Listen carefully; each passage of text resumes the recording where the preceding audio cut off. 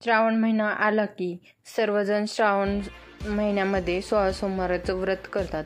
16 सोमवाराचं व्रत करताना हे मलिद्याचे 3 लाडू करावे लागतात. सुरुवातीला हे लाडू करून घ्यायचं, मग पूजेला बसायचं. तुम्ही 16 सोमवार कसे करतात ते मला कमेंटमध्ये सांगा. हा मलिदा तुम्हाला माहिती आहे का? 16 सोमवार हे कोण चुरम्याचे लाडू खाऊन पकडतात किंवा कोण खडीसाखरेचे पण धरतात. तुम्ही कोणचे 16 सोमवार धरला आहेत ते मला कमेंटमध्ये सांगा. मी चुरम्याचे 16 सोमवार धरले होते. ते कसे करतात ते मी तुम्हाला सांगते. 16 सोमवाराचं व्रत हे अत्यंत फलदायी आहे. जर तुम्ही कोणची इच्छा धरून 16 सोमवार केलात तर तुमची इच्छा खरंच पूर्ण होते. म्हणजे माझ्या बाबतीत तर तसं घडलं आहे, त्यामुळे मी तुम्हाला सांगत आहे. चला तर मग आता आपण 16 सोमवारचा चुरमा कसा करायचा ते बघूयात. चुरमा बनवण्यासाठी गव्हाचे पीठ घेतले आहे 3 मुठी, गूळ घेतला आहे चवीनुसार आणि 2 चमचे तूप घेतले आहे. माझ्या मुठीनं 3 मुठी पीठ घेतले. आता हे पीठ आपण मळून घेऊया.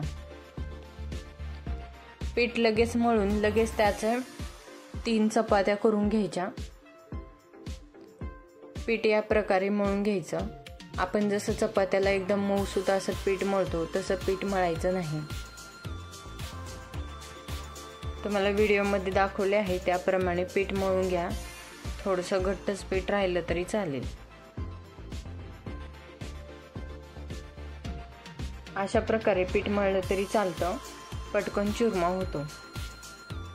कसं आहे, आपण दिवसभर उपवास करतो आणि थकायला येतं. 5 वाजता मग असा चुरमा पटकन होण्यासारखा आहे. प्रसाद देवानी ठेवलेला आहे की तुम्ही पटकन चुरमा करा आणि बसा पूजेला. अशा प्रकारे याचे मी आता 3 गोळे करून घेतलेत.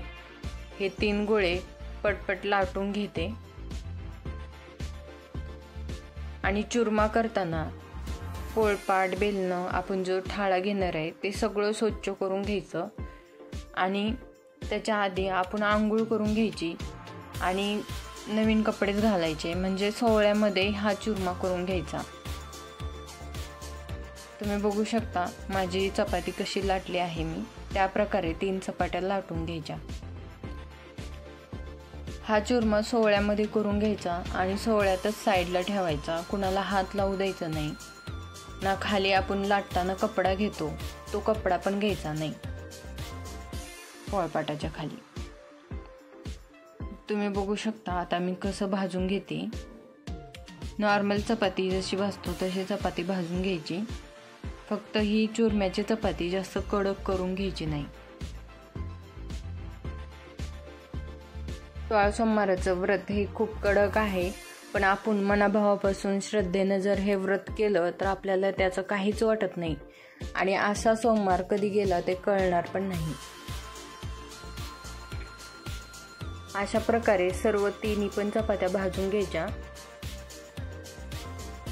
मी बघा इथे छोट्या छोट्या चपात्या केल्या आहे. मला कसं होतं, दिवसभर उपवास केला तर संध्याकाळी जास्त खाल्ल्या जात नाही, त्यामुळे मी छोट्या छोट्या चपात्या करते.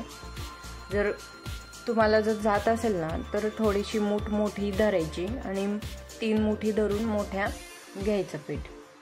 आणि जो नियम ठेवलाय तो नियमच शेवटच्या सोमवारपर्यंत करायचा. जेवढ्या सुरुवातीला मुठी घेतलं पीठ तेच मुठी शेवटच्या सोमवारपर्यंत घ्यायच्या.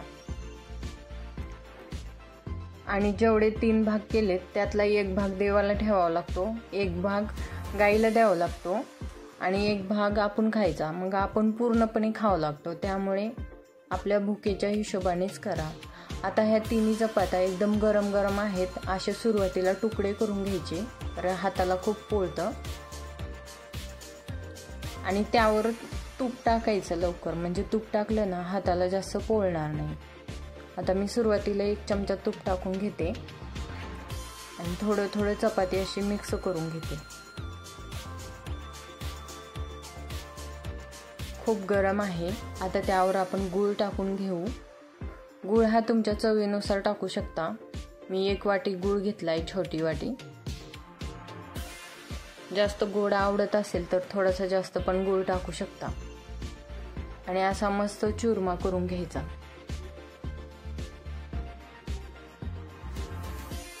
हळूहळू थोडीशी कोमट होते चपाती. थोडीशी कोमट झाली की लगेचच पूर्णपणे चुरमा करून घ्यायचा, नाहीतर थंड चपाती झाली की चुरमा होत नाही. व्यवस्थित असं मळून घ्यायचं पीठ मळल्यासारखं. हळूहळू मिक्स करत राहायचं. आता मी राहिलेलं सर्व तूप टाकून घेते. इथे मी 2 चमचे तूप घातले आहे. आता यामध्ये तुम्हाला ड्राय फ्रूट्स टाकायचं असलं तर टाकू शकता किंवा वेलची पावडर पण टाकू शकता, पण मला हे दोन्ही पण जास्त आवडत नाही याच्यामध्ये, म्हणून मी टाकले नाही. आता याचे आपण 3 भाग करून घेऊया. याचे 3 समान भाग करायचे. आपण यातला एक भाग देवाला देणार आहोत. आणि आपण जर सिटीमध्ये राहत असाल, जसे पुणे मुंबईला गायी नसतात, तर तुम्ही काय करायचं, हा पूर्ण दुसरा लाडू घरातल्या माणसांना किंवा शेजारी पाजारी वाटून टाकायचा. आणि एक देवाजवळचा ठेवलाय तो पण वाटून टाकायचा नंतर, आणि एक आपण खाऊन घ्यायचा. आता मस्त माझे मलिद्याचे लाडू तयार झाले आहेत. मलिदा किंवा चुरमा म्हणतात त्याला. तुम्ही बघू शकता किती सुंदर आपला तयार झालेला आहे चुरमा. असे 3 लाडू करायचे आणि शेजारी घेऊन बसायचं, कारण की पूजा झाल्याच्या नंतर जर आपण करायला लागलो तर खूप थकून पण जातो, आणि पूजा झाल्या प्रसाद ठेवला देवाला तर चांगलं असतं. चला मग आता आपण व्हिडिओला लाईक करा, शेअर करा, आणि कुक विथ अर्चना या चॅनल नवीन असाल तर चॅनलला सबस्क्राईब करा. थँक्यू.